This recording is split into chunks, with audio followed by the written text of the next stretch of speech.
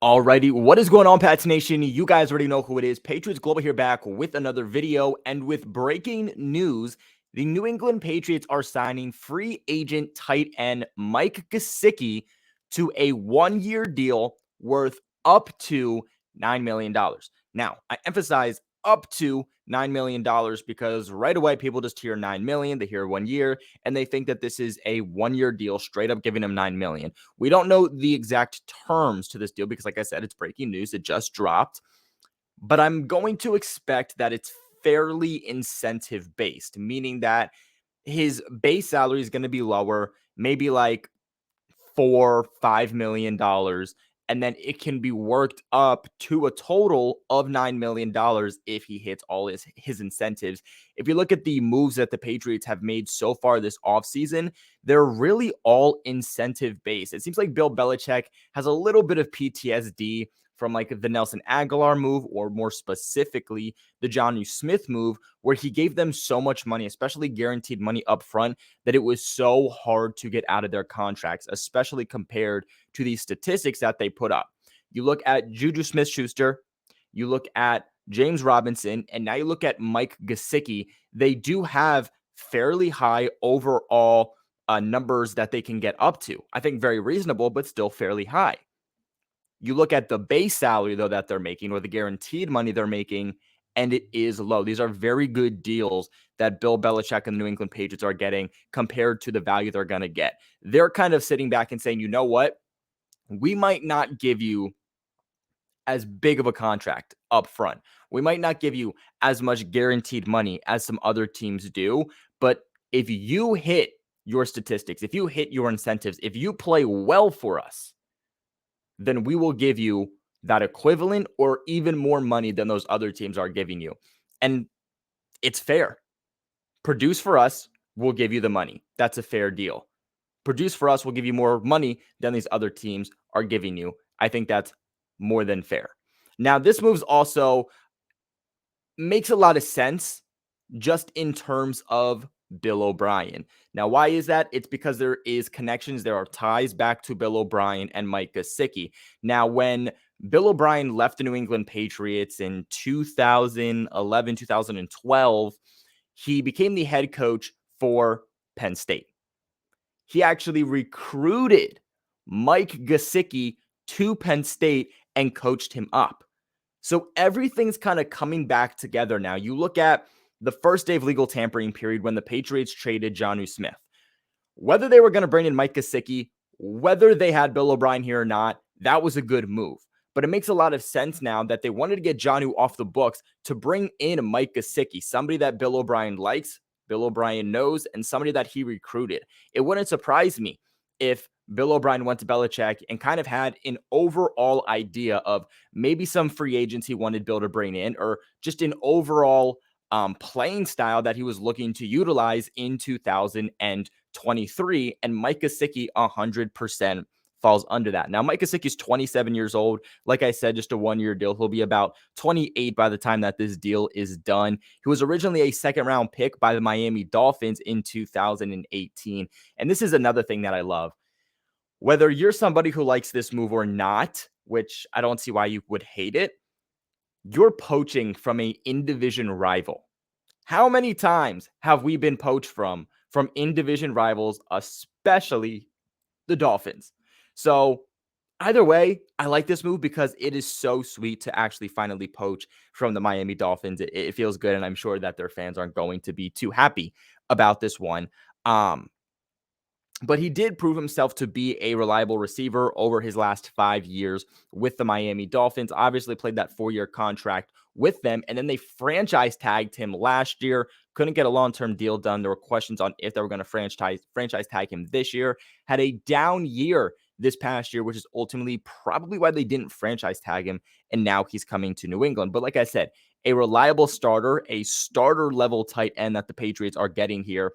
6'6", 247 pounds. The New England Patriots continue to add height, and he fits that mold. He fits that size, and he fits the build that the Patriots like within their tight ends.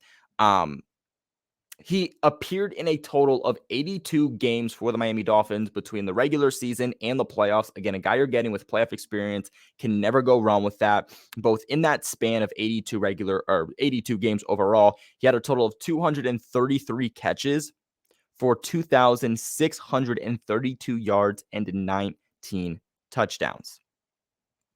Now, if we're going to look at more specifically, this past year, Mike Gesicki appeared in all 18 games for the Miami Dolphins. But again, it was a down year. He only finished with a total of 34 receptions, 377 yards, and 6 scores. Now, there is something that I do want to hit upon. Andrew Callahan hit on a really, really good point that I like.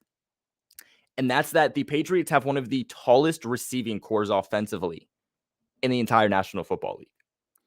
You look at Devontae Parker, 6'3", 219 pounds. Tyquan Thornton, 6'3", 182 pounds. Wide receiver Juju Smith-Schuster, 6'1", 215 pounds. Kendrick Bourne, 6'1", 203 pounds. Mike Gesicki, 6'6", 247. And Hunter Henry, 6'5", 115 pounds. Now, a former defensive coach in the AFC East, we don't know who it was, but basically came out and told Mike Giardi his thoughts on Mike Gesicki and coming to New England. And he said, and I quote, "He's not a true tight end. Essentially, a slot through... Essentially a slot... Oh, one second. Essentially a slot, though you can test a defense formationally and create mismatches on smaller backers and defensive backs." He also pointed out how the Patriots could and likely are to set up Mike Gesicki, kind of how they utilized Rob Gronkowski, because Gronk was able to be used all over the formation, was not just in set up as a lined up tight end, but they set him out wide a lot. They used him in the slot a lot. And that's something you're probably going to do with Mike Gesicki. I think that it would make a lot of sense for them to do so, more specifically because Mike Gesicki is not a blocker. That is the biggest knock to his game. And that's why he's not one of, I would say, like a top 5 tight end in the league. I think he's top 10 for sure. He's a good tight end, but he's not top 5 because he's a one-dimensional tight end. He's not going to come in. He's not going to block for you. When he's on the field, teams are going to know, okay, the Patriots are likely going to pass the ball, because you do not want Mike Gesicki inline blocking for you in any way, shape, or form. And we're going to get into his overall grades to kind of back up what I'm saying here. Got some notes I've written down here. But overall, even compared to somebody like Jonnu Smith, this is an upgrade. He's better than Jonnu Smith. He's a better tight end. He has a better floor. I just think Jonnu has a better ceiling overall than Mike Gesicki does. But again, Jonnu's never hit it, so easily Mike Gesicki's the better tight end here. He fits the Patriots system a whole lot better too. He's a good receiver.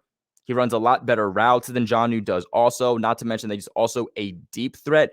His average depth per target for his career is 10.3 yards compared to Jonnu's 5.7. The thing I also like about Gesicki is that he's a pretty fast tight end. He's a big guy, but he's fast. He ran, I believe, a 4.45 in his 40-yard dash. So a guy that you can line up in the seam, and again, is going to be a deep threat for you because he's fast, but he also brings great route running ability. But if you look at his highlights, he is a contested catch guy, right? Especially in the end zone. This guy is an end zone monster, but he easily catches passes between double, triple teams, in between tight windows, catches in traffic. This is exactly the type of tight end that the Patriots have always panned out well with. And you look at when they signed Jonnu and Hunter Henry, they had two very different guys, right? Jonnu was a guy who hasn't been unlocked, who isn't, big in traffic, but get him into space. And he can do good things. Obviously, a guy who can still catch contested catches, really good in the end zone. But Hunter Henry was more like Mike Gesicki. And obviously, the Patriots should have rolled with the style of tight end that they usually roll with rather than trying to get two different guys. And that's what they're getting here. Mike Gesicki is very similar to Hunter Henry. I would say he's a little bit of a better receiver than Hunter Henry is. But Hunter Henry is giving you that 1-2 punch of a guy who can block, but a guy who can also receive. So I really do like it. This is more of a modern overall deal for the Patriots in terms of the tight end that they're getting. But again, I like it. So I do want to hit on like I said, his overall PFF numbers. So if we look at this past year, he had an overall PFF grade of 59.9 and a receiving grade of 61.7. In terms of receiving touchdowns with 5, he was tied for 7th among tight ends. And then he had a rushing grade of nothing.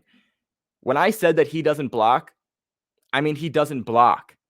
PFF does not even give him a blocking grade. He's more of a receiver in a tight end form, more specifically because of his build. He doesn't have a blocking grade at all throughout his career. It's substituted for a rushing grade, which I think is really interesting. But like I said, don't let those numbers fool you because it was a down year for him. 2021, he had an overall grade of 68.7 with a receiving grade of 70 and a rushing grade of 60. He also ranked for most categories in the top 10. He was top 10. He was 5th ranked in targets that year, 5th ranked in receptions, 8th ranked in receiving yards. 2020, we look at him. He had another really good season. Had an overall grade of 78.1, a receiving grade of 79.4. He ranked 12th in targets, 12th in receptions, tied for 9th in receiving touchdowns, and ranked 4th in receiving yards. When you overall just look at his statistics, though, this is a guy that has produced. Again, last year, a down year for him, but still, this is a guy that it's not like Jonnu where you're saying, we can unlock him. This is a guy that's been unlocked and has put up very respectable numbers throughout his time in the league. You look at his numbers in 2020, 703 yards, 6 touchdowns. 2021, 780 yards and 2 touchdowns. Put up 570 in 2019. Like last year with 362 yards, it truly was just a down year for him. And that is essentially why he is leaving the Miami Dolphins in the first place. I'm going to be really curious to see how this pans out for the Patriots. In terms of drafting a guy, I don't think it's as big of a need, but it's a really good tight end class. So I'm sure the Patriots are going to do it. I just wouldn't go tight end now in the first or second round unless they really fall in love with a guy. Probably somewhere between rounds 4 to 7 is now where they're going to go, because even if you draft a guy, he's not going to play this year. But again, the Patriots have Mike Gesicki and Hunter Henry, both in contract years. So both of your starting tight ends for 2023 are going to hit the free agency market at the end of the season.